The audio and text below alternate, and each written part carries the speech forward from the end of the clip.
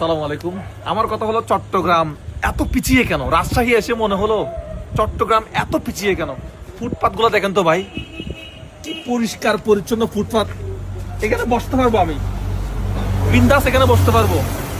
পিছনে মনে হয় একটা মন্দির, যা বুঝতেছি। আর ওদের লাইট গুলো দেখেন তো। চট্টগ্রামের কিসের অভাব? চট্টগ্রামের কোন দিক দিয়ে ইনকাম কম আমি বুঝি না। আমার কথা হলো আমার চট্টগ্রাম এত পিছিয়ে কেন? এখানে আসি মনে হলো বিশাল বড় বড় রাস্তা, চওড়া চওড়া রাস্তা, সব দিক দিয়ে কালার করা, রং করা, আর এরকম পরিষ্কার পরিচ্ছন্ন। আমার মনে হয় বসবাসের যোগ্য নগরী হচ্ছে রাজশাহী। বসবাস করার জন্য যদি একটা শহর থাকে বাংলাদেশে, সেটা হচ্ছে রাজশাহী।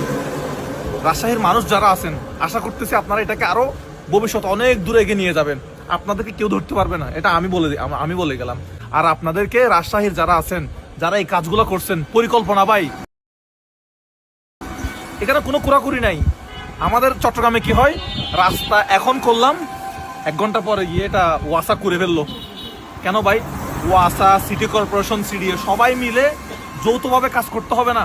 এই কিছুদিন আগে রাস্তা একটা এরকম ছিল, আর আরেকবার বাজেট পাস করা, এটা আর একটু উঁচু করাবে, আর আবার ওয়াসা এসে সেটা কেটে ফেলবে, ঘুরে ফেলবে।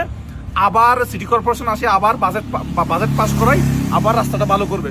ও রাজশাহীবাসীর জন্য শুভকামনা ছাড়া এখানে আর কিছুই বলার নাই। তো ভালো থাকবেন সবাই। রাজশাহীতে আবারও আসবে ইনশাল্লাহ। আর আপনারা যারা রাজশাহীর আছেন, এটাকে ধরে রাখবেন, এটাকে আরো সামনের দিকে এগিয়ে নিয়ে যাবেন। আসসালামু আলাইকুম।